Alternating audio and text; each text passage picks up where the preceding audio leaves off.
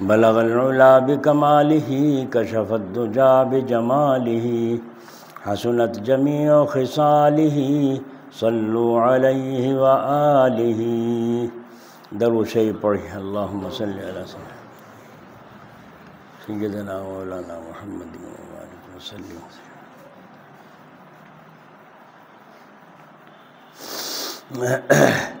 بسم اللہ الرحمن الرحیم۔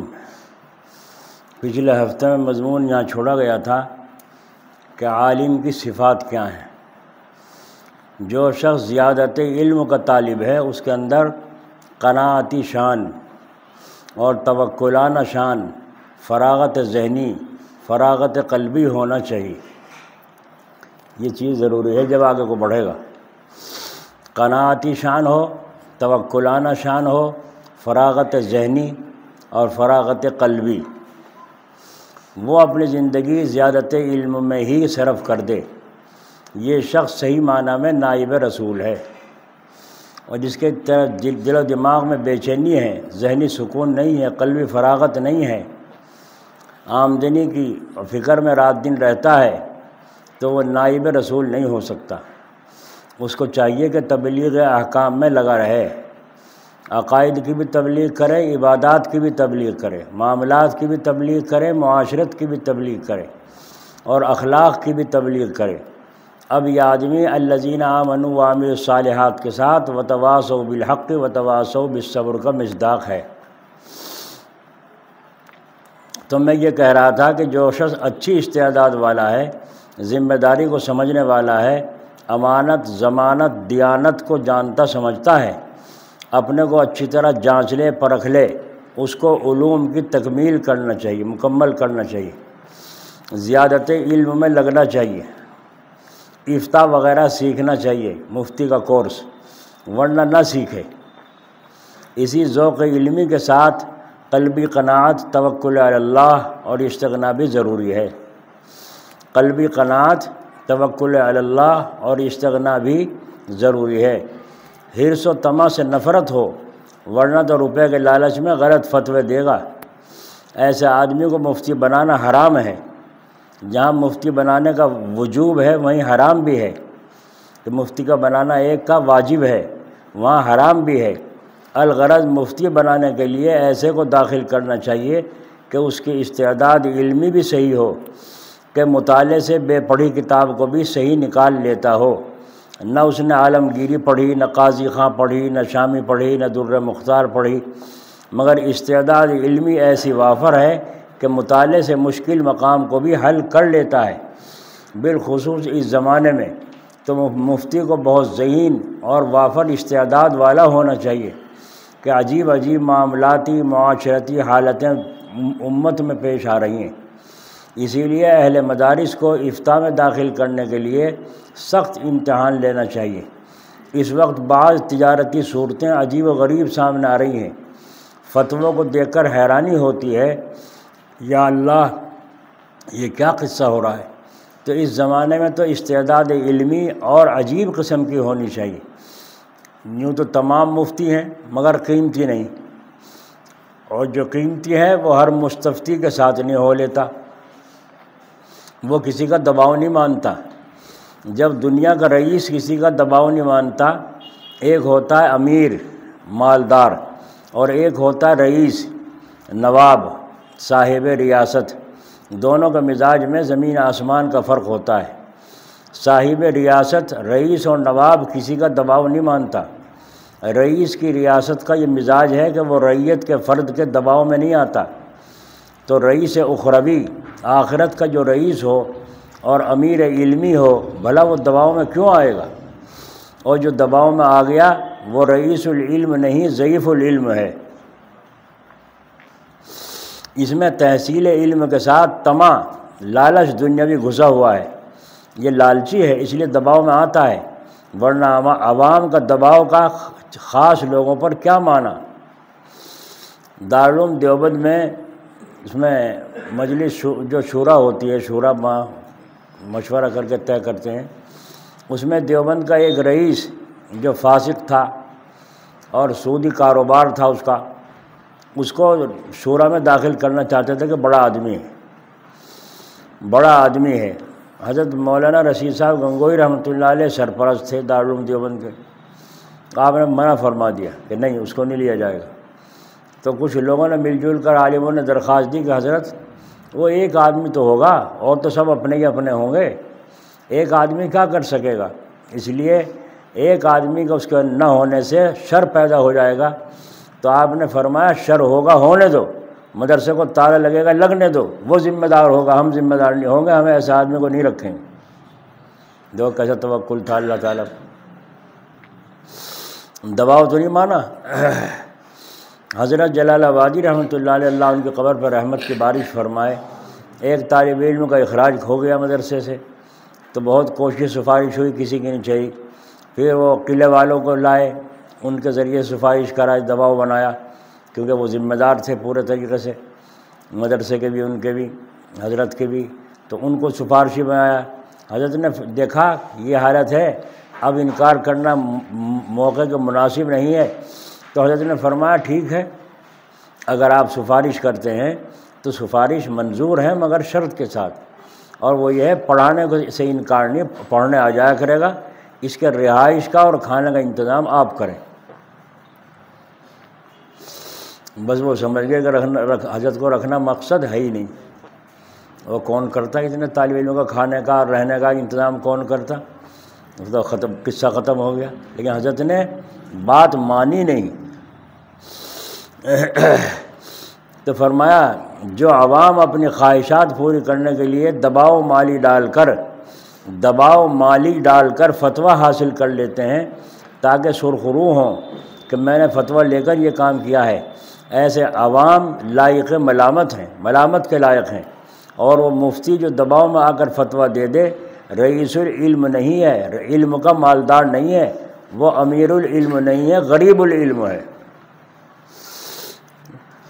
ہاں، رئیس میں استغنا ہوتا ہے، امارت کی شان استغنائی ہوتی ہے۔ آپ نے سنا ہوگا کوئی عورت کہتی تھی میرا اس میں وراثت میں مال تھوڑا سا ہی نکل رہا، تھوڑا سا مل رہا ہے، اس میں کیا فائدہ ہوگا مجھے لینے سے؟ کوئی ایسا فتویٰ دے، مفتی صاحب سے جا کر کہا کسی مفتی سے ایسا فتویٰ دے جو مجھے زیادہ مال ملے۔ تو انہوں نے کہا کہ اچھا 100 روپے لگیں گے۔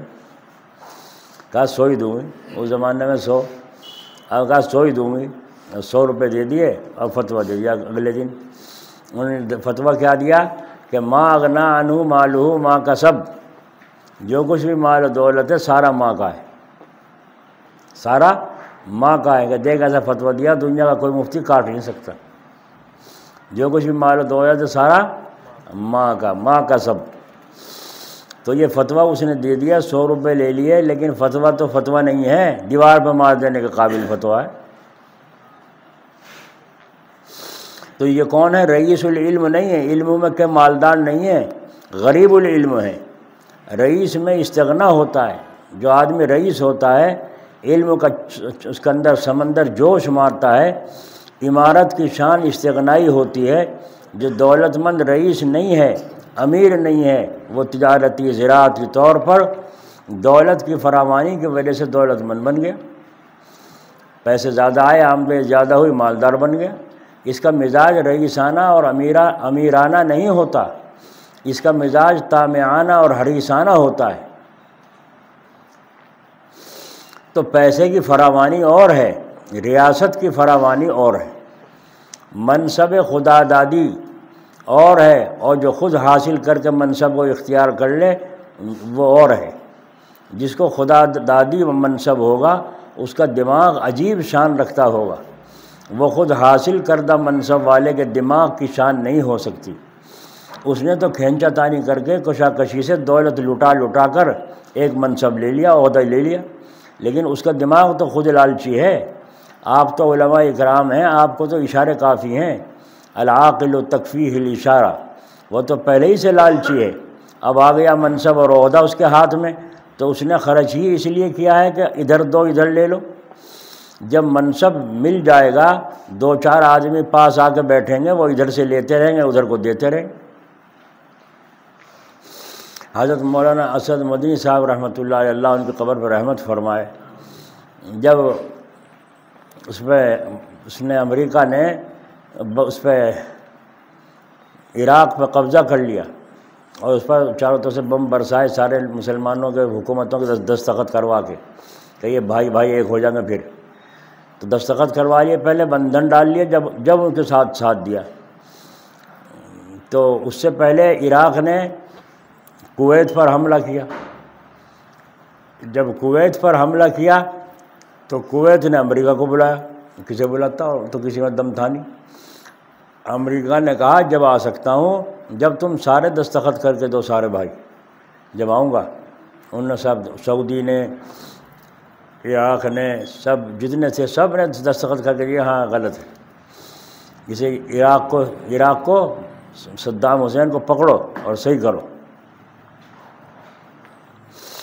جب امریکہ آیا اور آ کر کے پھر اس نے بم برسائے اور پھر کس طرح سارا قصے ہیں سامنے کیا ہوا۔ تو مولانا اسد مدنی صاحب جمعیت علماء کے صدر تھے، آپ نے بیان دیا کہ کویت پر صدام حسین کا عراق کا حملہ ناجائز ہے۔ کیوں اس پر حملہ کیا خام بلا وجہ؟ کویت پر حملہ کرنا ناجائز ہے، اور امریکہ کا عراق پر حملہ کرنا یہ بھی ناجائز ہے۔ آئی سمجھ میں؟ جس طریقے سے بندھن ڈال کر آج تک فوج پڑی ہوئی ہے امریکہ کے وہاں سعودی میں، سارا خرچہ سعودی حکومت اٹھاتی ہے۔ اتنا بڑا بندھن ڈالا تھا مکاروں نے۔ تو آپ ہر سال حج کو جاتے تھے، پتہ ہی کتنے حج کیے ہوں، شروع سے جوانی سے پہلے سے ہی ابا کے ساتھ حج کرتے چلے آ رہے ہیں، ہر سال حج کو جایا کرتے تھے۔ تو حج کو جب گئے اور مکے سے مدینہ جانے لگے تو راستے میں روک لیا، سرکار نے راستے میں روک لیا۔ 3 گھنٹے تک مغز جنی کی، 3 گھنٹے تک بحث مباحثہ چلا۔ مولانا اسد مدنی صاحب نے یوں فرمایا، اسد کے ذہن میں، آخر میں فرمایا، اسد کے ذہن میں جو حق آیا وہ کہہ دیا، اور اسی پر قائم ہوں کہ عراق کا کویت پر حملہ ناجائز ہے، اور امریکہ کا جو ہے عراق پر حملہ کرنا یہ بھی ناجائز ہے۔ جب دونوں ناجائز کے 3 گھنٹے کے بعد پیچھے چھوٹا، اب سارے ساتھی آگے انتظار، حضرت کہاں رہ گئے، حضرت کہاں رہ گئے، حضرت کہاں رہ گئے۔ جب حضرت آئے فرمایا 3 گھنٹے پسینہ پسین کر دیا۔ یہی بحث تھی کہ یہ تم نے ناجائز کیسے کہا، میں نے دلیلیں پیش کی، سمجھایا بہت کچھ، جب نہیں کام چلا کسی دلیل سے، آخر میں یہ کہا اسد کے دماغ میں جو حق آیا وہ کہہ دیا اور اسی پر قائم ہوں۔ اس کا کیا جواب؟ آخر مولانا کو چھوڑا گیا۔ تو دیکھو جو اہل حق ہوتے ہیں، جو حق پرست ہوتے ہیں اور مخلوق کے جیسے غریب علم والے نہیں ہوتے، وہ کہیں نہیں بہکتے، جان جائے سو جائے۔ تو الغرض میں کہہ رہا تھا دولتی رنگ اور ہے، عمارتی رنگ اور ہے، اسی طرح شرافت نسب اور خاندان کا رنگ اور ہے۔ دوسرا آدمی اس رنگ کو نہ پہنچ سکے گا، البتہ اگر کسی خاندانی سے کچھ اثر لے لیا ہو اس کی صحبت سے تو دوسرے میں بھی وہ رنگ کسی درجے میں آ جائے گا۔ جو صاحب خاندان کے ہوتے ہیں، خاندانی ہوتے ہیں، اس میں خاندانی رنگ بہت گہرا ہوتا ہے۔ اگر اس خاندانی آدمی نے اپنے نسب اور خاندان کا لحاظ اور خیال رکھا تو اس کا رنگ ضرور آتا ہے۔ پہلے لوگ اکثر خاندان کا لحاظ رکھتے تھے، گو اب اس رنگ میں فتور آ گیا ہے کہ خاندان شریف ہی ہے، بڑی شرافت والا ہے، مگر شرافت نسب کا اثر کچھ غلط صحبتوں سے، غلط میل جول سے تخریب میں آ گیا ہے، لیکن دوسرے کے اعتبار سے پھر بھی اس میں شرافت کا رنگ باقی ہے۔ اس سے معلوم ہوا کہ رئیسانہ مزاج والے کو، چاہے خاندانی ہو یا کسی خاندانی سے لیے ہوئے ہو، غلط جگہ بیٹھنے سے احتراز اور اجتناب پرہیز ضروری ہے، ورنہ وہ خاندانی چیز بھی چلی جائے گی، جو خاندانی چیز ہے وہ بھی چلی جائے گی، اور جو چیز کسی کی صحبت سے آئی تھی وہ بھی چلی جائے گی۔ جیسے علم، یہ خاندانی چیز نہیں ہے، جب پیدا ہوا تو عالم نہیں تھا، بعد میں حاصل کرنے سے علم آیا ہے، تو جس سے علم حاصل کیا ہے وہ خاندانی تھا، اس سے متعلق ہو گئے تو اس کا خاندانی اثر تمہارے اندر بھی آ گیا۔ حضرت مولانا عبدالغفار صاحب رحمۃ اللہ علیہ، اللہ ان کی قبر پر رحمت فرمائے، جب ہم شرجامی پڑھتے تھے ان سے، اس میں اغوان پور میں، سٹلہ اغوان پور، تو حضرت نے چائے پان میری ذمہ داری تھی، تو پان لگا کے پیش کر دیا، تو جب دے دیا تو حضرت نے فرمایا تھوڑا سا تمباکو اور دو، میں نے چٹکی بھر کے ڈبی میں سے اور اس طرح کر دیا حضرت کے آگے، تو میری طرف کو دیکھا، دیکھ کے کہنے لگا اب تیرے آگے ہاتھ پھیلاؤں، اب تیرے آگے ہاتھ پھیلاؤں، میں چھوڑ دیا، ڈبیا اٹھا کے رکھ دیا۔ تو خاندانی رنگ تھا، شیخ زادے تھے تو رنگ تھا نا، ہاتھ پھیلانا گوارا نہ ہوا، اور ان کی صحبت کا اثر ہمارے اوپر، تو واقعی تو غلط تھا، اس طرح پکڑا دینا ہاتھ استاد کا، یوں کروانا، بے ادبی ہوئی نہیں ہوئی؟ تو استاد کے اندر خاندانی رنگ تھا۔ ایک دفعہ میں پان کھا کے بیت الخلاء میں گیا تو حضرت کھڑے تھے، ایک طرف ٹھہرو، منہ میں کیا ہے؟ میں نے کہا جی پان ہے۔ کہنے بیت الخلاء میں جا کے تھوکو گے؟ بیت الخلاء میں جا کے تھوکو گے، اور بیت الخلاء بھی گندا ہوگا، پھر اس کو صاف کرنے کے لیے پانی بہانا پڑے گا، اور بیت الخلاء میں جا کر کے کھانا پینا یہ شرافت کی بات ہے، بدتمیزی کی بات ہے؟ بولو یہ کہاں سے آئے گا رنگ؟ جس کے اندر رنگ ہوگا پہلے سے خاندانی، وہی تو سمجھے گا اس بات کو، دوسرے کیا جانے، وہ تو دانے بھی وہیں بیٹھ کے کھاوے، یہاں کون سا کوئی دیکھ رہا ہے۔ تو بات اس پر چلی تھی، جو چیز کسی کی صحبت سے آئی تھی وہ بھی چلی جائے گی، اس کا خاندانی اثر تمہارے اندر بھی آ جائے گا۔ اس خاندان والے نے غیر کی صحبت نہیں اختیار کی، تو تم غیر کی صحبت کیوں اختیار کرتے ہو؟ ایھا الطلاب، پھر تم غیر جگہ جا کر کیوں بیٹھتے ہو؟ اے خاص لوگوں کی جماعت، کہیں تم عوام کے طبقے میں شمار میں نہ آ جاؤ، تم تو خاص ہو، اہل علم ہو، مدرس ہو، تم عوام کے طبقے میں نہ آ جاؤ۔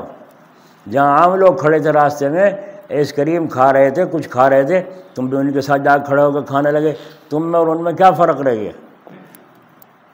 تم میں اور ان میں کیا فرق رہ گیا؟ شاہپور میں ایک مولوی صاحب چاٹ کھا رہے تھے، امرود کی چاٹ، کسی نے کہا مولوی صاحب یہ تو یہاں اچھا نہیں ہے کھانا آپ کا، کہنے لگے کیوں؟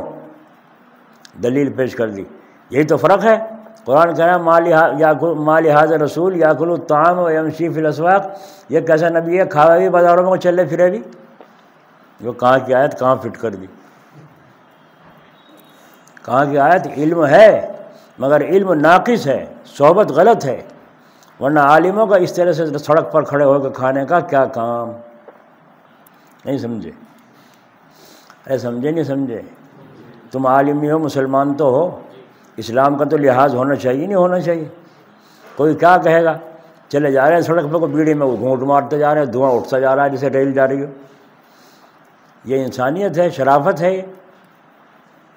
وہی غلط صحبت میں بیٹھے ہیں، وہی اثر آ رہا ہے۔ تم کو تو ایسی جگہ سے بھی پرہیز کرنا چاہیے جو شبہ کی ہو، مثلاً سینما کے دروازے پر کھڑے کسی عزیز کا انتظار کر رہے ہو جی، تو لوگ تم کو مطعون کریں گے۔ اگر تم صفائی میں کہو بھی کہ میں تو اپنے عزیز کے انتظار میں کھڑا ہوں، تو عام لوگ یہی کہیں گے یہ بھی کوئی کھڑے ہونے کی جگہ ہے؟ جو امام صاحب، مولوی صاحب، حافظ صاحب، حاجی جی صاحب یہاں کھڑے ہیں، ہے نا؟ الغرض اہل علم کو مشتبہ جگہ میں بھی نہ بیٹھنا چاہیے، تو ایسے لوگوں کے پاس بیٹھنا جو عوام کے طبقے میں شامل ہے کہاں درست ہے؟ ہائے ہائے کیا شان تھی، اللہ حضرت کی قبر پر رحمت فرمائے۔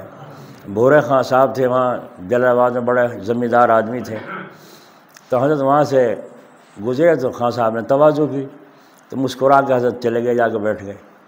جب بیٹھ گئے تو وہ نوکر حقہ لایا، بڑا بہترین حقہ تھا، پینچدار چمکیلا، تو بہترین حقہ لا کے رئیس نے، اس نوکر نے چلم لا کر حقے پر رکھ دی، اور نے جو تھی ان کی خان صاحب کی طرف، بھورے خان کی طرف کر دی نے، تو بھورے خان نے ادھر کو سرکا دی بڑے بھائی کی طرف کو، جو بھورے خان کے بڑے بھائی بیٹھے تھے ان کی طرف سرکا دی، دیکھ رہے شرافت، بڑے بھائی کی طرف سرکا دی نے، اور نوکر کی طرف کو یوں دیکھا کہ تجھے شرم نہیں آئی؟ نئے بڑے بھائی کی طرف کرنی چاہیے تھی، میری طرف کرنی چاہیے تھی۔ یوں گھورا، بڑے بھائی نے ادھر کو کر دیا، دوسرے کے پاس پہنچا اس نے ادھر کو کر دی، جدھر جگہ خالی تھی نئے جا کے وہاں رک گئی۔ اب کوئی بھی نہیں گھونٹ مارتا۔ حضرت رحمۃ اللہ علیہ فرماتے تھے میں سمجھ گیا کہ جب تک میں یہاں بیٹھا رہوں گا کوئی بھی گھونٹ نہیں مارے گا، جب تک میں یہاں بیٹھا رہوں گا کوئی بھی گھونٹ نہیں مارے گا، نہیں پیے گا اس میں۔ میں اٹھ کر وہاں سے گزر کر کے چلا آیا، اٹھ کر کے وہاں سے چلا آیا جب انہوں نے پھر اپنا استعمال کیا ہوگا۔ تو خاندانی رنگ ان میں بھی تھا خان صاحب میں، اور حضرت کے اندر بھی، نہیں سمجھے؟ اور ہمارا حال کیا ہے تم جان رہے کیا ہے۔ الغرض اہل علم کو مشتبہ جگہوں میں نہ بیٹھنا چاہیے، تو ایسے لوگوں کے پاس بیٹھنا جو عوام کے طبقے میں شامل ہیں کہاں درست ہے؟ چارپائی پڑی ہے وہاں بیٹھے ہیں، اور آپ بھی جا کے بیٹھ گئے ان کے پاس۔ تم اس کا خیال رکھو کہ ہم نے علم کس سے حاصل کیا ہے، اور وہ ماخوذ منہ جس سے علم حاصل کیا ہے کیسا ہے، اس نسبت کا خیال کرو جو تم کو اس کے ساتھ حاصل ہے، اور وہ نسبت کیا ہے؟ جناب رسول اللہ صلی اللہ علیہ وسلم کی ذات اقدس ہے، کیونکہ جو علم حاصل کرتے ہیں اس کے اصل معلم استاد کون ہے؟ رسول اللہ صلی اللہ علیہ وسلم۔ انہیں کا اعمال اور اقوال کو مدارس عربیہ میں پڑھایا جاتا ہے۔ تم اس نسبت کو خراب نہ کرو۔ لوگ کہیں گے یہ ہیں رسول اللہ کے نائب، دیکھو کیا اس علم کا یہی تقاضا ہے کہ اخلاق ایسے ہوں، معاملات ایسے ہوں، آپس کا رہنا سہنا اس طرح ہو۔ اسی طرح عوام کو بھی رسول اللہ صلی اللہ علیہ وسلم کے عادات اور اخلاق کے خلاف سے بہت بچنا چاہیے، ورنہ اغیار غیر لوگ کہیں گے دیکھو یہ ہیں نبی آخر الزمان صلی اللہ علیہ وسلم کی امت، ان کو دیکھو کہتے ہیں کہ رسالت ہمارے نبی پر ختم ہو گئی، لیکن نبی کو یہ عقیدہ تو عقیدتاً تو مانتے ہیں، عملاً نہیں مانتے کہ حضور پر ختم نہیں ہوئی۔ اسی طرح خاص کو مخالفت سے بہت بچنا چاہیے، خاص کو بھی مخالفت سے بہت بچنا چاہیے، ورنہ عوام کہیں گے دیکھو یہ ہے نائب رسول جو رسول کا اعمال اور اخلاق کے خلاف کرتے ہیں۔ ہم نے مانا کہ نماز پڑھ لیتے ہیں، مگر کیا مسلمانوں کا دین صرف نماز میں محصور گھر کر رہ گیا ہے؟ دیکھو اس نمازی کا حال کہ اس سے دوسرے کو کیسی تکلیف پہنچ رہی ہے۔ مسلمان ہے یہ اور 5 وقت کا نمازی ہے، اس کا لڑکا اس سے پریشان ہے، ایسی سڑی سڑی گالیاں دیتا ہے کہ لڑکا اس سے پریشان ہے، حجی سے، اس کی بیوی اس سے پریشان ہے، اس کی لڑکی اس سے پریشان ہے، اس کا داماد اس سے پریشان ہے، کس سے؟ اس نمازی سے، اس حاجی سے۔ تو ہم نے دین کو نمازی میں گھرا ہوا سمجھ لیا ہے۔ شاید علم نبی سے اس کو یہی پہنچا ہے کہ کسی کا لے کے 2 مت، قرضہ لے لو اور 2 مت۔ دیکھو ابھی اس نے دوسرے کو کیسا تکلیف دے کلمہ کہا، وہ بیچارے کا دل دکھ گیا، تنہائی میں رو رہا، ایسا دکھ بھرا لفظ اس نے کہا۔ تو کیا اب نماز ہی میں دین محصور ہو کر رہ گیا ہے؟ چاہے معاملات کیسے ہی خراب ہوں، اپنے سے دوسرے کو کیسی ہی تکلیف پہنچے، دل دکھ جائے، اس سے تو نسبت جو رسول اللہ صلی اللہ علیہ وسلم کے ساتھ تمہاری تھی وہ خراب ہو گئی۔ الغرض صاحب علم کو ایک نسبتی علم نافع، علم نافع من جانب اللہ پہنچایا گیا ہے جو پوری زندگی پر حاوی ہے، زندگی کے کسی عملی شعبے کو اس میں نہیں چھوڑا گیا ہے۔ ایھا العلماء، اس بات کو اچھی طرح سمجھ لو، حضرت فرما رہے ہیں عالموں اس بات کو اچھی طرح سمجھ لو کہ اللہ نے آپ کو نسبتی علم نافع من جانب اللہ عطا فرمایا گیا ہے جو پوری زندگی پر حاوی ہے۔ اسی طرح طالب علم کے ہاتھ میں جب میزان آئی تو وہ بھی ما یعول اور مستقبل کے حیثیت سے مولوی ہو گیا۔ ایک عامی آدمی بھی طالب علم کو دیکھ کر کہتا ہے آئیے مولوی صاحب، تو یہ طالب علم بھی ما یعول کے اعتبار سے مولوی ہے، آگے کے اعتبار سے۔ ہاتھ میں آئی میزان، قاعدہ جس کے معنی ہے ترازو، کسی نے کیا اچھا نام رکھا ہے، تو ہمارا عمل بھی تلا ہوا ہونا چاہیے، بھولا پن دور ہونا چاہیے۔ ایک پلڑے میں علم رکھو جو کہ ایک عمل بھی ہے، اور دوسرے پردے میں دوسرے اعمال کو رکھو، پھر جانچو کہ عمل علم کے مطابق ہے یا نہیں۔ ہائے ہائے ہائے۔ مولانا حسین احمد مدنی رحمۃ اللہ علیہ، اللہ ان کی قبر پر رحمت فرمائے، تھانہ بھون تشریف لائے جمعہ کی رات میں، کہیں سے سفر سے آئے، جمعہ کی رات میں تشریف لائے تھانہ بھون۔ باہر آ کر کے دروازے میں اپنا کپڑا بچھا دیا، وہاں سے اس میں دروازے میں لیٹ گئے، ایک طرف چبوترا صاحب۔ حضرت تھانوی رحمۃ اللہ علیہ اذان کے بعد تشریف لائے، لالٹین ہاتھ میں ہے، تو دیکھا کون؟ دیکھا تو مولانا حسین احمد مدنی۔ فرمایا ارے مولانا یہاں؟ فرمایا آپ نے تو لکھ رکھا نا یہاں اذان سے پہلے دروازہ نہیں کھول سکتے، قائد علی ٹنگا ہوا ہے، کیسے کواڑ کھلواتے، یہیں آرام کر لیے۔ تو فرمایا یہ تو قاعدہ عام لوگوں کے لیے ہے، آپ کے لیے تھوڑا ہی ہے، یہ تو نہیں لکھا اس میں، یہ تو نہیں لکھا اس میں۔ تو فرمایا میں بھی تو کہوں کہ آپ مجھے اطلاع دیتے۔ تو آپ نے فرمایا میں بھی تو کہوں، اندر مجھے چین نہیں مل رہا تھا، اس کی وجہ یہی تھی کہ آپ باہر تھے، میں اندر تھا۔ حضرت تھان رحمۃ اللہ نے فرمایا، خیر اندر پہنچ گئے، نماز کا وقت ہو گیا۔ حضرت تھان رحمۃ اللہ نے نماز کی، فجر کی جماعت نماز پڑھانے کا اشارہ کیا کہ حضرت نماز آپ پڑھائیے۔ حضرت مدنی رحمۃ اللہ علیہ چلے گئے مسلح پر، اور جمعہ کے صبح تھی فجر کی، تو اس میں الف لام میم سجدہ اور سورۃ دہر آپ نے تلاوت فرمائی، اور جو پڑھنے کی شان تھی وہ تھی الگ آپ کی۔ سورۃ دہر اور الف لام میم سجدہ دونوں صورتیں تلاوت فرمائی، سجدہ سہو بھی آیا بیچ میں، سجدہ سہو کیا۔ سلام پھیرنے کے بعد کوئی گڑبڑ ہو گئی پیچھے، کوئی رکوع میں کوئی سجدے میں یوں گڑبڑ ہو گئی، تو پیچھے سے لوگوں نے کس نے پڑھائی نماز آج؟ کس نے پڑھائی نماز میں ایسی نماز پڑھا کرنا جی میں سجدہ سہو بھی آگے؟ کس نے پڑھائی نماز یہ؟ کہا وہ نے پڑھائی مولوی وہ حسین احمد، وہ کانگریسی مولوی ہے، وہ اس نے پڑھائی کہنے لگا کپناس کر دیا بیٹا غرق، سارے ملک کا تو کر رکھا ان نے، ہمارا بھی بیٹا غرق کر دیا نماز کا، کوئی کچھ کہے کوئی کچھ کہے۔ حضرت تھان رحمۃ اللہ نے فرمایا آج کی نماز فجر کی وہ ہوئی ہے کہ میں سمجھتا ہوں اس کی برکت سے آج تک کی ساری فجر ہماری قبول ہو جائے، کیونکہ مولانا حسین احمد مدنی نے اس سنت کو زندہ کیا جو ہمارے خیال میں بھی نہیں تھی۔ دیکھا آپ نے، ادھر یہ بیان، ادھر لوگوں کا یہ حال، ادھر یہ حال، چلے گئے اپنا۔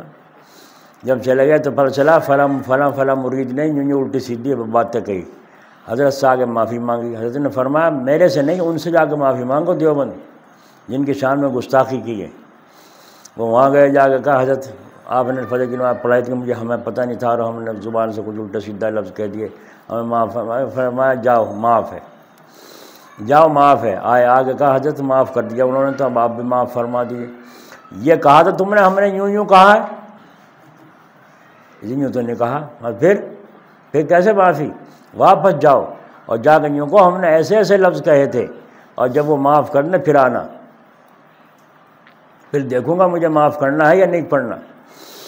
پھر گئے واپس، جا کے حضرت سے کہا یہ حضرت وہ ہمارے حضرت ماننے نہیں فرمایا، اور اس لیے میں نے ایسے ایسے لفظ کہے تھے آپ کی شان میں، مجھے معاف کر دو۔ حضرت مدنی رحمۃ اللہ علیہ مسکرائے اور فرمایا جا کے کہہ دینا میں نے بھی خوش دلی سے اسی وقت معاف کر دیا تھا، پھر کرتا ہوں، اور آپ بھی ان کو معاف کر دیں۔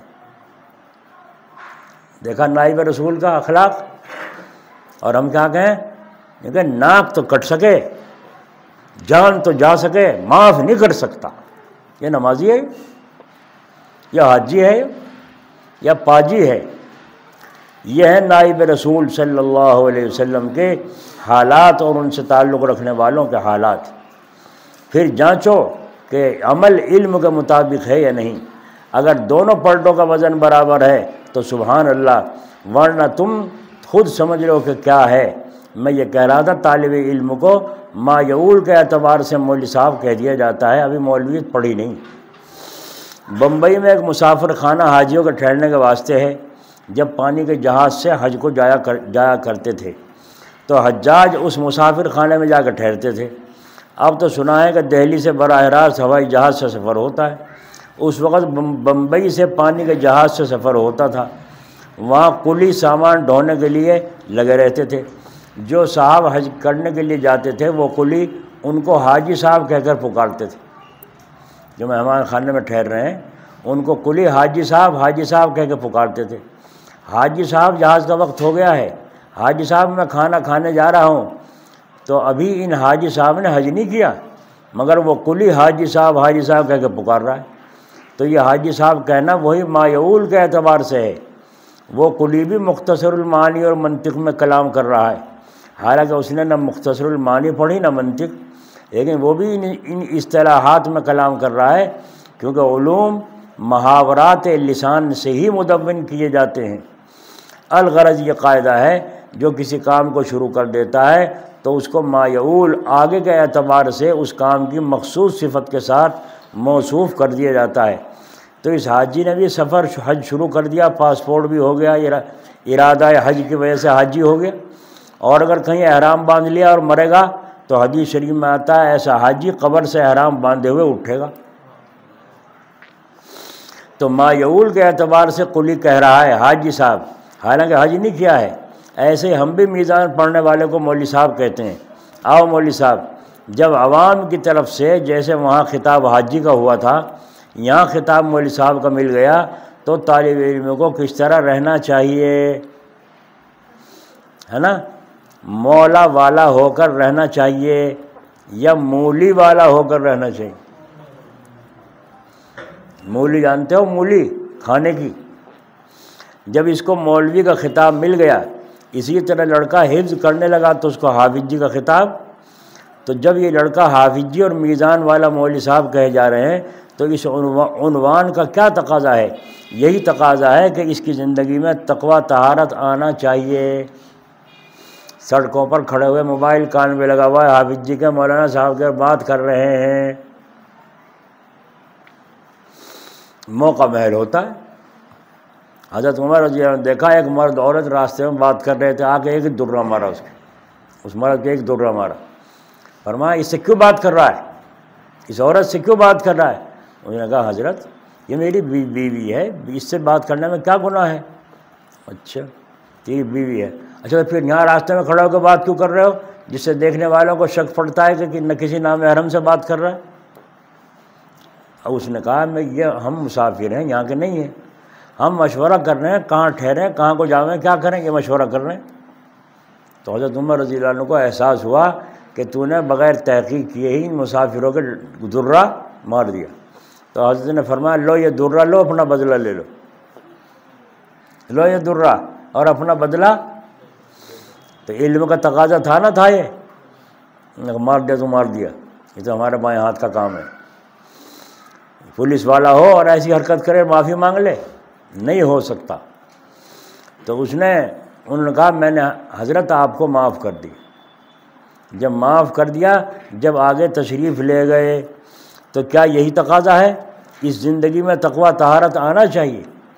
عنوان اور معنوین کی خبر دیتا ہے تو مولوی علم کی اور حافظ جی حفظ کی خبر دے رہا ہے، پس علم اور حفظ کا جو تقاضا ہے اس کو بجائے لانا چاہیے۔ عنوان سے معنوین کی طرف استدلال کرنا یہ مثل دلیل انی کے ہے، اور معنوین سے عنوان کا پتہ چلانا یہ دلیل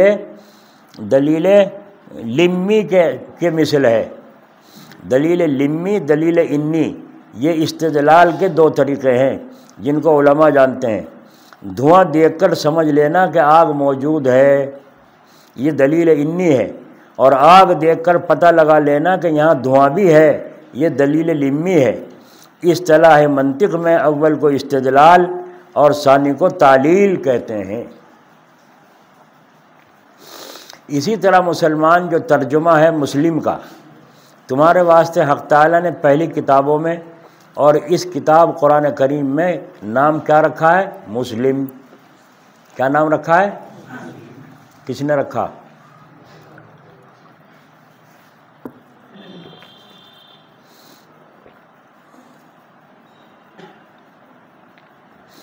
تو مسلم کا عنوان معنوین سے خالی نہیں ہونا چاہیے، ورنہ تو کیسا مسلم ہے کہ تیرے معنوں میں تابعداری رکھی ہوئی ہے اور تو کامل تابعداری کرنے والا، کامل حکم پر چلنے والا نہیں ہے۔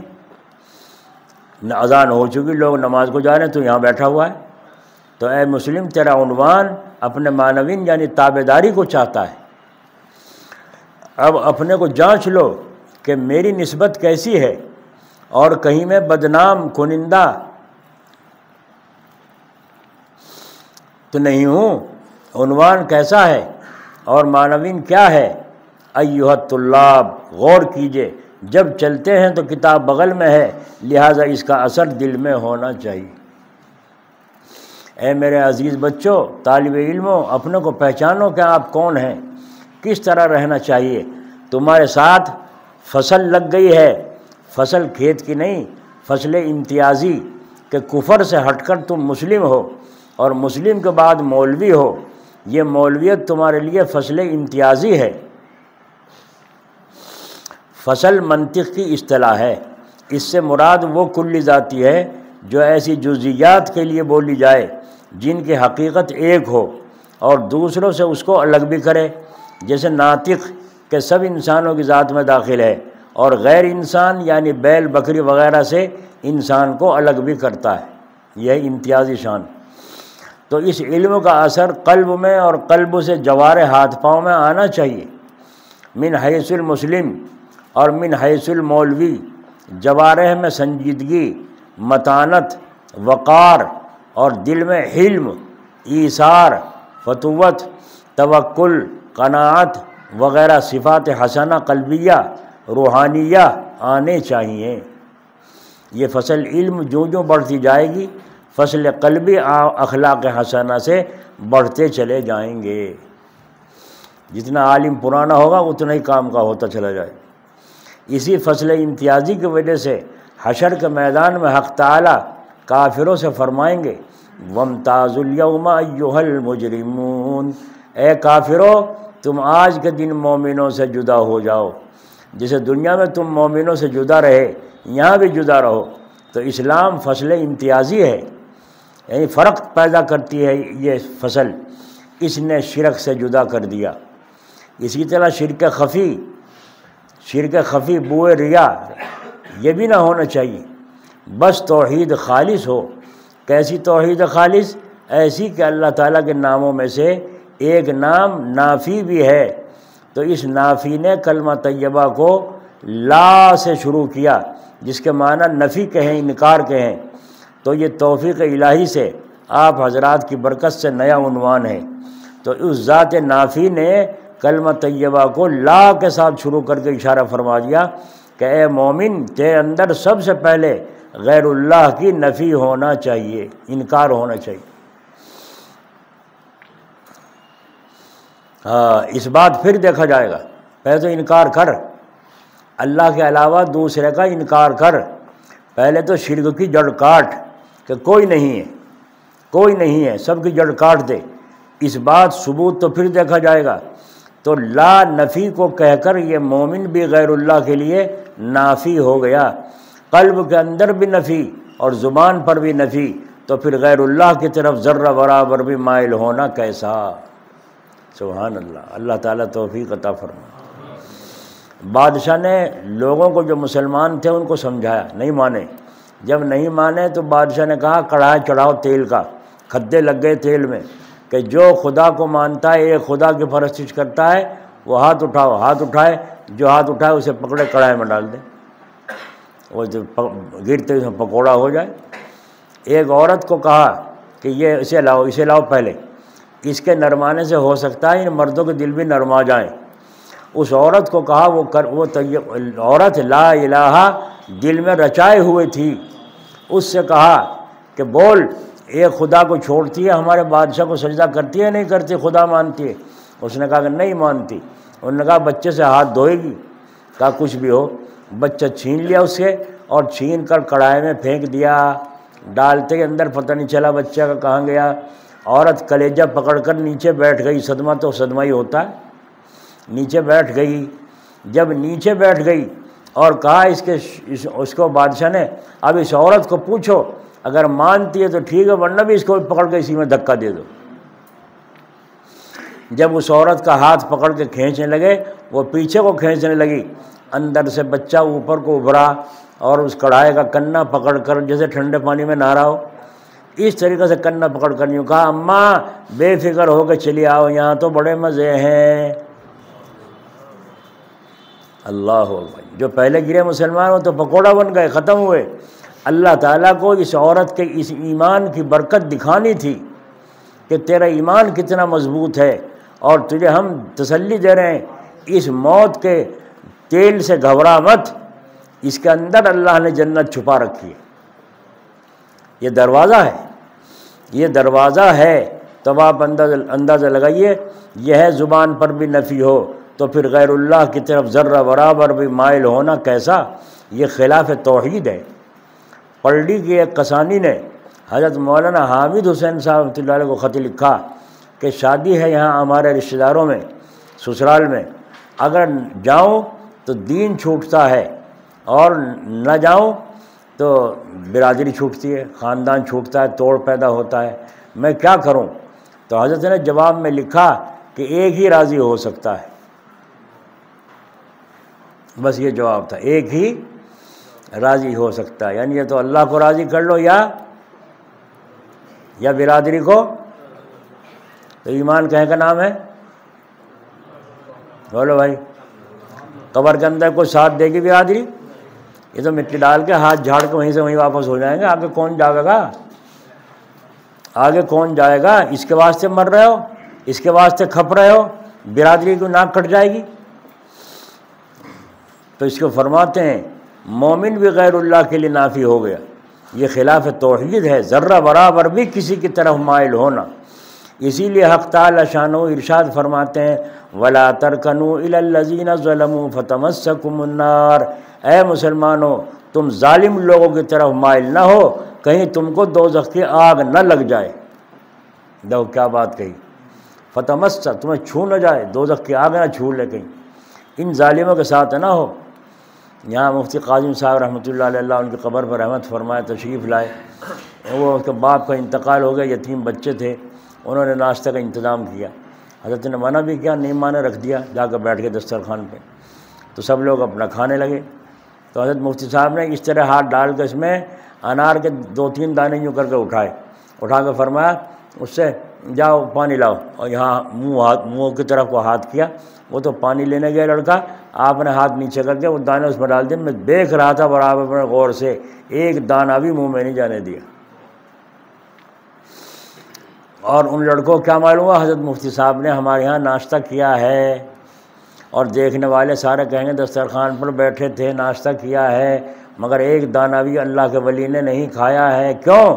اس لیے کہ اللہ دیکھ رہا ہے، اللہ ہے۔ اور اس دیکھنے کا اثر کیا ہوا اللہ تعالیٰ کی محبت کا؟ یہاں بڑھانے میں ان کے رشتہ دار ہیں، تو وہاں شادی تھی، میں بھی گیا ہوا تھا، تو ہم دونوں باہر بیٹھے تھے، اندر بلایا گیا، اندر بلا کے کھانا ایک طرف کمرے میں وہاں کھلایا بٹھا کے، وہ تو باہر کھڑے کھڑے ناچ رہے تھے، پھر نہ کھا رہے تھے، ہمیں دونوں کو ایک طرف بٹھا کے کھلایا اندر کمرے میں۔ جب نکاح کا وقت آیا، نکاح کے لیے آگے بیٹھے تو 3 کھڑے تھے، وہ لیے مشین نے، یہ بھی ہوگا بلو بھی شاید وہیں ہیں، یہ بھی تھا وہیں، 3 لیے کھڑے تھے ادھر سے ادھر تک مشین نے، فوٹو کھینچنے کے لیے۔ حضرت نے منع کیا، بھائی اس کی کیا ضرورت ہے، اس کی کیا ضرورت ہے؟ تو وہ نہیں مانے۔ حضرت نے اپنا رومال اٹھا کے یوں منہ پر ڈال لیا اور یوں کر کے منہ نظریں نیچے کر کے نکاح پڑھانا شروع کر دیا، اور وہ کبھی ادھر کو کر رہا، کبھی ادھر کو کر رہا، کبھی ادھر کو کر رہا، وہ مشین چل گئی نہ تھی، چلی ہی نہیں۔ جب دعا ہو گئی یوں ہاتھ منہ پہ پھیر لیا، اب چل گئی، اب چل گئی، میں نے کہا چل گئی، جب کیوں نہیں چلی تھی؟ جب کیوں نہیں چلی؟ اللہ نے روک لگا دی۔ میرے ولی کے اختیار میں اتنا ہی ہے، منہ چھپا لینا، آگے اس ویڈیو کو بند کر دینا میرے اختیار میں۔ میں نے مفتی صاحب سے کہا، مفتی صاحب بات تو عجیب کرامت دکھائی، کیا ہوا؟ میں نے کہا یوں ہوا۔ اچھا، مجھے پتہ بھی نہیں کیا ہو رہا کیا نہیں، انہیں تو اللہ کے حکم کو پورا کرنا ہے۔ تو اس کو فرما رہے ہیں اللہ تعالیٰ، اے مسلمانوں تم ظالم لوگوں کی طرف مائل نہ ہو، کہیں تم کو دوزخ کی آگ نہ لگ جائے۔ اور جب وہاں ایسی نکاح کے وقت میں ویڈیو بنتی ہے نا دولہا کی، تو بعض آدمی یوں کنارے لگ رکھ کے بیٹھے یوں، تاکہ میری فوٹو آ جائے، میں بھی دولہا ہی ہوں۔ یہ مسلمان ہے؟ یہ مسلمان نہیں ہے؟ کیسا تقویٰ ہے، کیسا اللہ والا ہے، نہیں سمجھ رہے ہو؟ اگر غلطی ہو گئی ہے توبہ کر لیجو، اب سن رہے ہو، اور اب اپنے آپ کو بچانا ہے۔ اے مسلمانوں تم ظالموں کی طرف، ظالم لوگوں کی طرف مائل نہ ہو، کہیں تم کو دوزخ کی آگ نہ لگ جائے۔ یہ بات شرک خفی یعنی ریاکاری پر چلی تھی۔ میں یہ کہہ رہا تھا مسلم کا عنوان اس کو چاہتا ہے شرک جلی اور خفی دونوں سے پورا پرہیز ہو، کیونکہ وصف مومن اولاً نفس امتیاز کو چاہتا ہے، پھر امتیاز پر امتیاز کو چاہتا ہے، قولاً بھی، فعلاً بھی، حالاً بھی اور عملاً بھی، پھر وصف علم کے ساتھ اور زیادہ امتیاز کو چاہتا ہے۔ ہائے ہائے ہائے۔ ایھا الطلاب فاطلبوا العلم طلبا جدا علما کثیرا نافعا، اے طلبا تم فارغ البال ہو، تمہارے پیچھے کوئی دھندا نہیں، صرف علم حاصل کرنے کے لیے مدرسے میں ہو، طلب علم کے سوا تم کو کوئی اور کام نہیں، لہٰذا اس طرح علم اور طلب علم اور زیادت علم میں مشغول ہو جس کی آپ کے سامنے کچھ تفسیر کی گئی ہے۔ اور یہ حضرت جو فرما رہے ہیں جلال آبادی رحمۃ اللہ علیہ کی مجلس ہے، یہ حضرت کا خود یہ حال تھا، یوں فرماتے تھے جب میں دارالعلوم دیوبند کمرے میں رہتا تھا، پڑھتا تھا مدرسے میں، تو مجھے یہ خبر نہیں تھی کہ یہاں اس کمرے میں کون کون طلبہ کہاں کے ہیں، بتائیے، ایک کمرے میں رہتے ہیں مگر یہ خبر نہیں، کبھی نوبت ہی نہیں آئی اس پوچھنے کی تم کہاں کے رہنے والے ہو، اور آج دوسرے مدرسے والوں سے دوستی ہیں طالب علم۔ حضرت فرما رہے ہیں مجھے یوں پتہ نہیں تھا، اور پڑھنے کے زمانے ہی سے حضرت تھان رحمۃ اللہ علیہ سے اصلاحی تعلق تھا۔ فرماتے ہیں دھوبی اگر جمعرات کو کپڑے نہیں لایا اور جمعہ کے دن دیر میں لایا تو پریشانی ہوتی تھی، میں بعد دفعہ سخصوص لفظ کہہ دیتا تھا اسے دھوبی کو، پھر میں نے اس کو جو سخصوص کہا اس کے صلے میں پیسے زائد دینے شروع کر دی، 1 روپیہ اگر بیٹھا تو 1.5 روپیہ دے دیا، اس کا جی خوش ہوگا، بیچارے کو میں نے برا بھلا سخصوص کہہ دیا تھا۔ اس کے بعد فرماتے ہیں پھر یہ حالت ہو گئی کہ اگر ہاتھ پر آ کر برن یا تتنگیاں بیٹھ گیا تو اسے اڑانے کی ہمت ہی نہیں ہوتی تھی، پھینک دوں اٹھا کے وہاں ماروں، دور پھینک کے نہیں، کیوں؟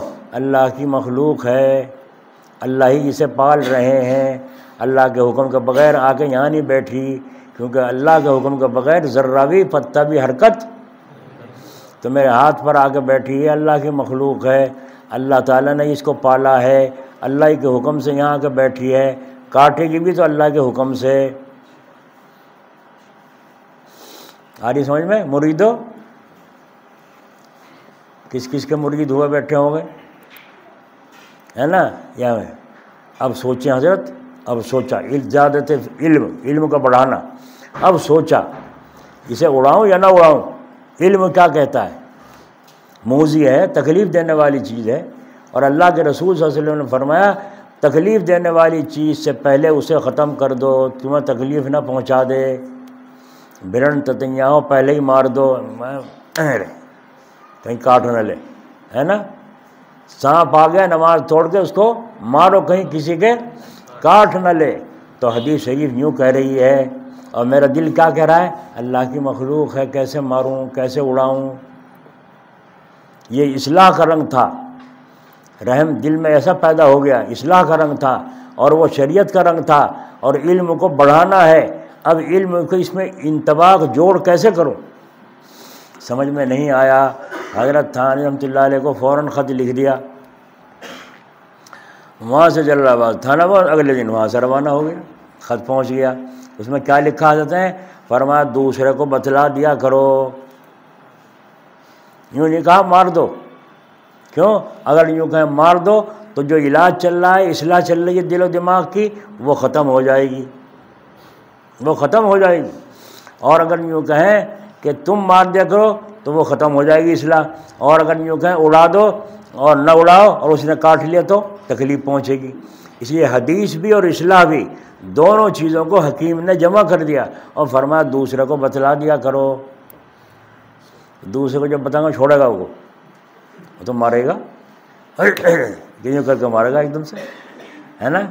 ایک دفعہ حضرت بیٹھے تھے یہاں پنڈلی میں، کھٹمل نے کاٹ لیا، وہاں جو بچھے ہوئے تھے اس میں کھٹمل ہو رہے ہوں گے، ایک کھٹمل نے کاٹ لیا، کھجا رہے ہیں، کھجلی بڑھتی جا رہی، پھر یوں کر کے دیکھا، اور دیکھ کے یوں فرمایا کسی چیز نے کاٹا ہے، اور یوں دیکھ رہے ہیں غور سے، ادھر کو ہم بھی دیکھ رہے ہیں، اور بھی دیکھ رہے ہیں، تو ہماری تو نظر پڑ رہی، حضرت کی نظر پڑ گیا، فرمایا وہ ہے چھوٹا سا کیا ہے، یوں کر کے کہہ رہے ہیں وہ ہے چھوٹا سا کیا ہے، دیکھا تو کھٹمل جا رہا موٹا سارا، ایک آدمی پکڑ کے لے گیا باہر، جا کے باہر رگڑ دیا ہوگا، لیکن حضرت نے نہیں مارا۔ کیوں نہیں مارا؟ اصلاح چل رہی، علاج چل رہا ہے۔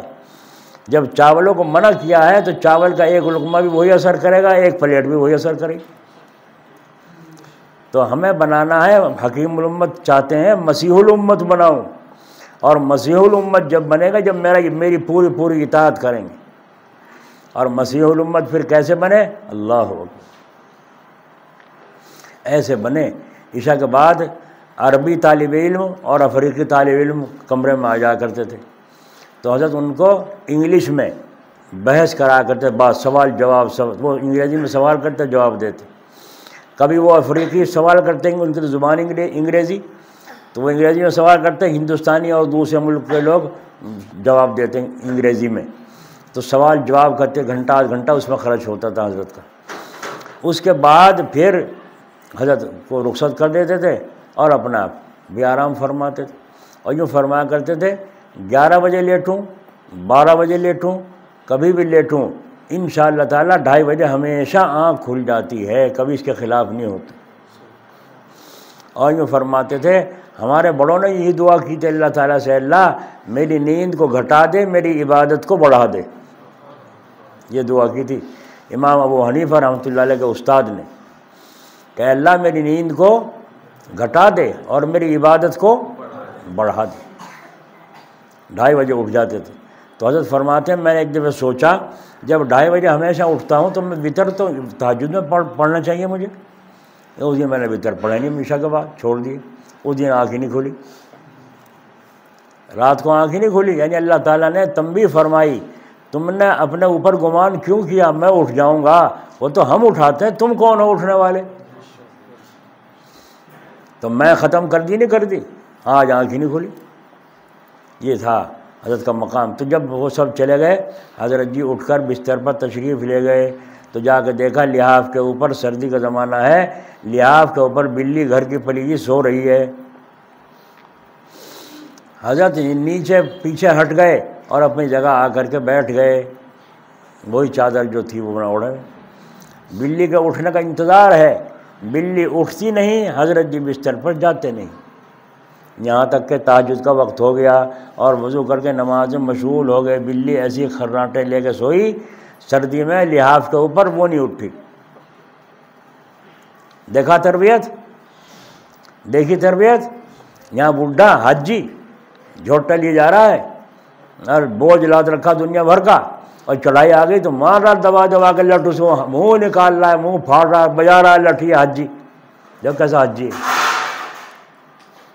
کہ بھائی ہے نا یہ قصہ یہ۔ اور وہاں بلی بستر پر بیٹھی ہے تو حضرت اس کو، بلی کو اٹھاتے نہیں کہ اس کی نیند خراب ہو جائے گی۔ واہ واہ، یہ تھا وہ تربیت، جسے کہیں پیری مریدی، جسے کہیں مرید بننا، رسول اللہ کی پارٹی میں داخل ہونا۔ اب ایک آدمی نے کہا جی مرید کر لو، اچھا بھائی، اور اب مرید ہونے سے کہیے ایک گھر میں گھر والی کو ڈر بھی لگے، تعویذ بھی دے دو۔ تو تعویذ لینا آیا، مرید ہونا آیا؟ تو نے تو مرید ہونے کو تعویذ کے برابر کر دیا۔ تعویذ تو دنیا داری کا سودا ہے، مرید ہونے کا اور تعویذ کا کیا تعلق؟ یہاں تک کہ ایک خط میں اگر مرید ہونے کے لیے لکھا ہے اور اس میں آخر میں دعا بھی لکھ دی کہ میں پریشان ہوں، دعا فرمائیے، تو حضرت اس کو واپس فرما دیتے تھے کہ پیر مریدی کا قرضے سے کیا تعلق، اس خط میں کیوں لکھا ہے؟ نہیں سمجھے؟ ہم نے نازک چیز کو اتنا بڑا تعلق جو آخرت تک کے لیے ہے۔ یوں فرماتے ہیں اے محمد صلی اللہ علیہ وسلم، تمہارے ہاتھ میں جو ان مریدوں کا ہاتھ آیا، یہ ہاتھ میرے ہاتھ میں ہے۔ کیوں؟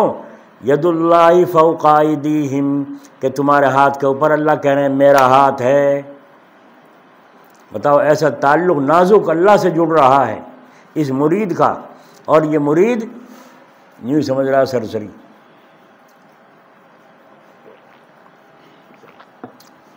ابھی پچھلے ہفتے میں شاید گئے تھے ہم جانسٹھ، تو وہاں دو آدمی بہت دنوں سے کہہ رہے تھے مرید ہونا، یہاں بھی آیا، میں نے کیا نہیں، میرا مزاج نہیں ہے مرید کرنے کا جلدی سے، کیونکہ ملتا ہی نہیں کوئی ڈھنگ کا آدمی، ملتا ہی نہیں۔ مرید کیا کریں، مرید کرنے سے فائدہ کیا جب چلنے کی نیت ہی نہیں ہے۔ تو مرید ہو گئے، خیر کر لیا۔ تو میں نے ان سے کہا، میں نے کہا تمہیں خوشی نہیں ہوئی مرید ہونے کی؟ نہیں بہت زیادہ ہوئی خوشی۔ میں نے کہا بہت زیادہ ہوئی، بیٹھے چین سے، بیٹھے چین سے ہو، کہاں خوشی ہوئی؟ بس اٹھ کے گیا ایک آدمی، وکیل صاحب تھے، وہ اٹھ کے گئے اور جا کے پیڑے تھے شاید غالباً پیڑے، اور لا کے وہ ڈبہ ایک آدمی کو بانٹنا شروع، پتہ نہیں کتنے ہزار کی مٹھائی لائے ہوگا، اور لا کے ایک ڈبہ سب کو بانٹنا شروع کیا، ہمارے پاس بھی لائے۔ دوسرے صاحب بولے کہ جی میں آج تو موقع نہیں ہے، کل کو میں طالب علموں کی دعوت کر دوں گا۔ میں نہیں کہتا طالب علموں کی دعوت کریو نہ کریو، مجھے کیا ضرورت ہے کہنے، سمجھے نہیں؟ پہلے مرید ہونے کے بعد خوشی میں مٹھائی بانٹا کرتے تھے، دعوتیں کھلایا کرتے تھے۔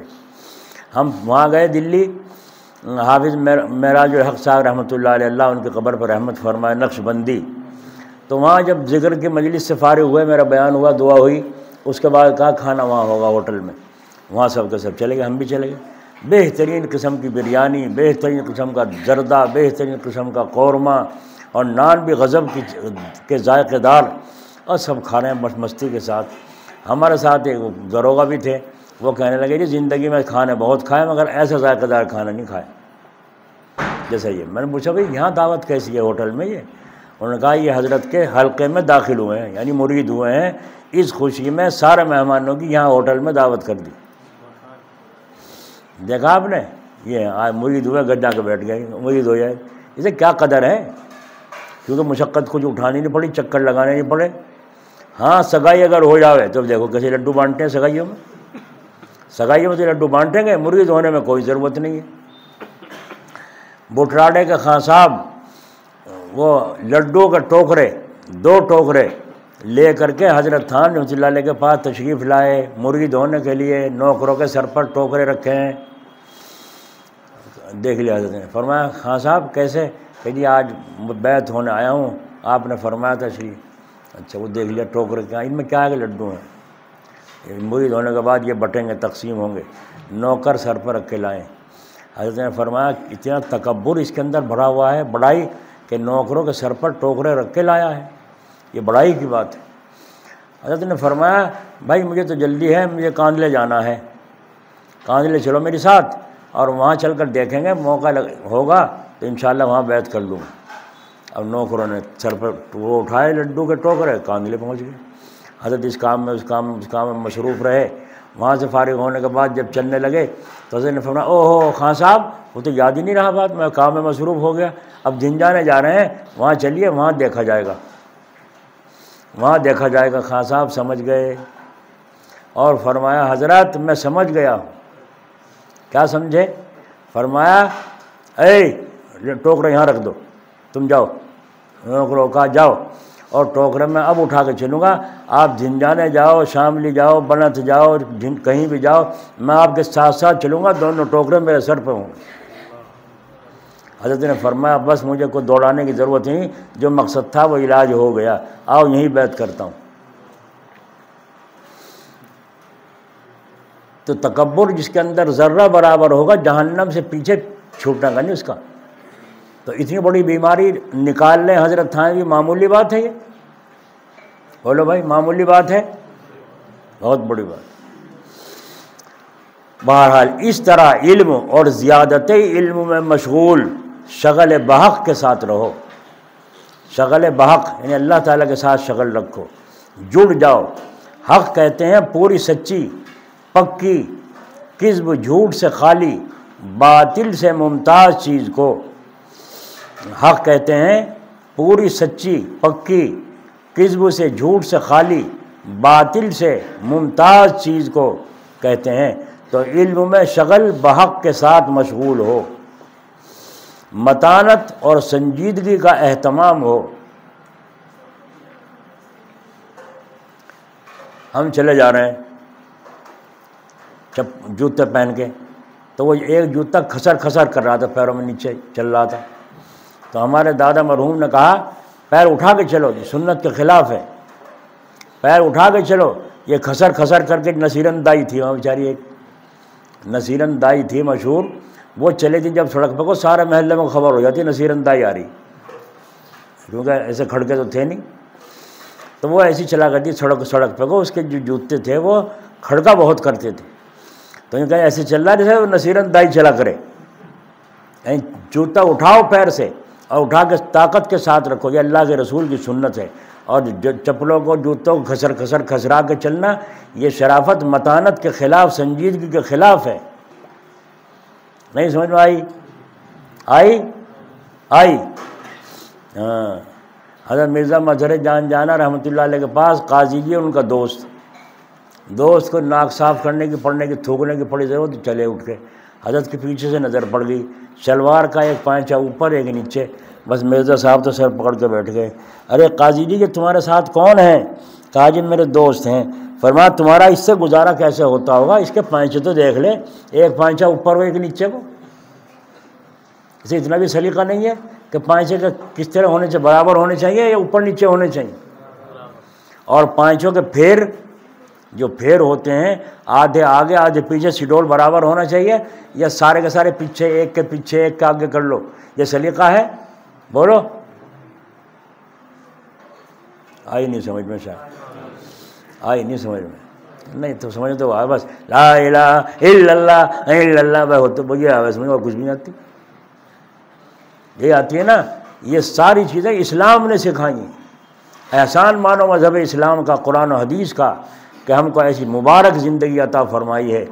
ایک صحابی نے کہا، ایک کافر نے کہا اے صحابہ سے، کسی صحابی سے، کہ تمہارے پیغمبر ہگنا موتنا بھی سکھاویں؟ تو صحابی نے شرمندگی محسوس نہیں کی اور دھڑاکے سے کہا ہاں، ہم پہ ہگنا موتنا بھی آتا، جانوروں کی طرح ہگتے موتتے تھے، ہمارا ہگنا موتنا اللہ کے نبی نے سکھایا۔ کس طرح استنجا کرو، سردی میں کس طرح استنجا کرو، گرمی میں کیسے استنجا کرو، چھوٹا استنجا کیسے کرو، بڑا، یہ سب لکھا ہوا ہے۔ یہ اسلام کی شان ہے، ایسا مذہب شاندار ہمارا مسلمان، اور ہوتے پھر رہے ہیں ذلیل تو نہیں ہو رہے، ہم نے اسلام کو چھوڑ دیا، ارے بھائی ہاتھ دھو لو، کھانا کھائے، ابھی نماز پڑھ کے آیا ہوں، تو میں کب کہہ رہا نماز نہیں پڑھی تو نے؟ میں تو یوں کہہ رہا ہوں کھانا کھا لو، ہاتھ دھو لو، میں یوں تو کہہ رہا ہوں نماز پڑھ کے آیا ہوں ابھی وضو کر کے۔ ارے وہ وضو تھی نماز کی، یہ وضو ہے کھانے کی، یہ وضو ہے کہیں گی کھانے کی۔ اور وضو میں ان سے تو توڑوں گا لقمہ، ان سے بلا چٹکی دھو لوں۔ کسی کا زہر لگ رہا ہو یہاں آتے میں سارا رگڑ کے صابن سے دھوے گا؟ نہیں دھوے گا، کہیں ایسا نہ ہو ذرا سا کچھ جراثیم پیٹ میں چلے جائیں۔ یہاں تک دھونا سنت ہے، دونوں ہاتھوں کا پونچھ تک دھونا سنت ہے، پوری سنت ادا کرنی چاہیے۔ اللہ تعالیٰ توفیق عطا فرمائے۔ اس کو سب فرما رہے ہیں شغل بحق، متانت اور سنجیدگی کا اہتمام ہو، وقار اور حلم کو اپنے اندر لیے ہوئے ہو، تو نصیر اندائی کی طرح چلو گے کھسر کر کے کہ بھائی اچھا چلتے ہوئے کبھی ادھر دیکھنا کبھی ادھر کو دیکھنا، نظر سامنے رکھو تاکہ دائیں بائیں کا سب نقشہ دکھتا رہے، کہیں موڑ بھیڑ نہ ہو جائے، یعنی کہ نظر نیچے کر کے چاک کے ٹکر بھی لگ جاؤ، یہ تو طریقہ نہیں ہے اسلام کا۔ حکم سامنے نظر رکھو تاکہ دائیں بائیں آگے پیچھے سب کچھ نظر آتا رہے۔ یہ ہے طریقہ چلنے کا، وقار اور حلم کو اپنے اندر لیے ہو۔ اللہ تعالی ہم سب کو اس طرح طلب علم اور زیادت علم میں مشغول بشغل حق، اللہ کے ساتھ دھیان کے ساتھ رہنے کی توفیق ارزانی عطا فرمائے۔ آمین ثم آمین آمین۔ خدا حافظ، فی امان اللہ۔ یہ ہوتا تھا جملہ حضرت کا آخر میں۔ مجلس کے بعد 2.5 گھنٹے مجلس ہوتی تھی، اور آخر میں یہ دعا کر کے جیسا بھی کہا، اللہ تعالی ہم سب کو اس طرح طلب علم اور زیادت علم کو بڑھانے کی اور اللہ کے ساتھ دھیان لگانے کی توفیق ارزانی عطا فرمائے۔ آمین ثم آمین۔ آگے جب رخصت کرتے تھے فرماتے تھے خدا حافظ، فی امان اللہ، بس وہاں یعنی ہوتی تھی۔ اب دعا ہو رہی لمبی وہاں یعنی عجیب شان تھی، اور جو کہہ دیا وہی ہوتا تھا۔ ایسا تعلق ہونا شغل حق کا، اللہ تعالیٰ کے ساتھ ایسا تعلق ہو، سبحان اللہ۔ اللہ تعالیٰ اپنے فضل سے ہمیں بھی نصیب فرمائے۔ چلو اللہ کا ذکر شروع کرو۔